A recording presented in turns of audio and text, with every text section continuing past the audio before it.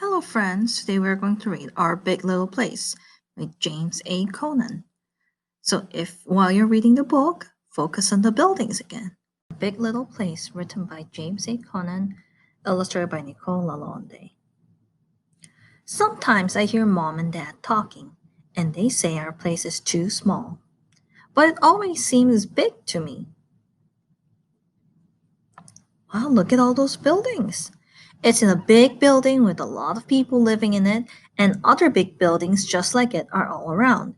If you look outside the window past the balcony, there's a whole city. I like it because it's like everyone in the whole world is right there for me to see. At night, it's still bright and the lights only stop when the sky starts. Sometimes the night feels big and scary, especially right before bed. Mom and dad say lots of things seem different when we're sleepy, but the sky's the same and so am I. I always feel better once they tuck me in. My favorite game to play in the morning is hide and seek. The only way to make fair is to do it in the dark with the blinds closed. Dad puts cushions around the coffee table so he can look for me without bumping his legs before he goes to work. Other times we play basketball. There's a little net on the door. The ball is small and soft, so I don't break anything. Mom can dunk, but my free throw is better. Are you a good basketball player too? Playing in the kitchen is the best. There's lots of wet stuff in the fridge and dry stuff. And when you mix the wet stuff and the dry stuff, you get gross goopy stuff. Sometimes mom says I can't play in the kitchen anymore. Why do you think that's the case? He made a mess, didn't he? Why don't we get some fresh air? She says. There's a nice park outside between the big buildings. Mom says it's our backyard. It's where I go to play with all my friends, and now they call it that too. Lauren and Isaac live in the same building as me, but Michael and Julie don't. I would know where they live though, and when we can't play together, I can wave hello to them in their buildings from the window. Except when it's rainy and foggy out. Our place only feels small to me when I can't go out to play, like this morning.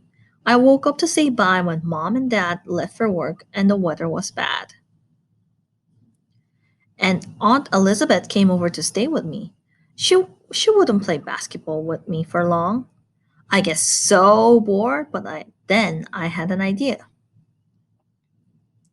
I call Lauren and Isaac and we meet in the hall.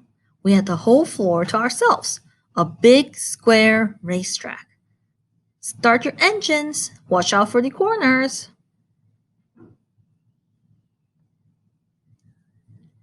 Oh, and the people coming out of the elevators. After that, Aunt Elizabeth had said I had to come back inside for a bit. My friends all had to go home and I couldn't go back out, so I just went to play with Pixel. We took the laundry basket with no clothes in it and imagined it was my spaceship. Pixel came with us. Kitties make the best co pilots. Blast off! We ended up getting lost in space. It was scary, but Dad came and got us when he got home from work. It wasn't bedtime yet, so I pretended the living room table was a pirate ship and asked Dad to play with me. What do you mean? What do you mean? No? Come on. Pretty please?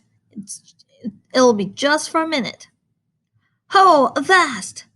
Dad's the best at playing pirate. Sometimes dad's a pirate with me, and when mom gets home, she's his first mate. Aunt Elizabeth pretends she's a giant squid, and we all chase her across the ocean.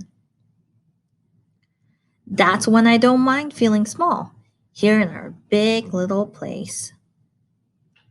And no space is too small when you have a big imagination. His house and the place he lives looks a lot different than where we live. And I hope you enjoyed seeing all the buildings in this story. Bye, friends.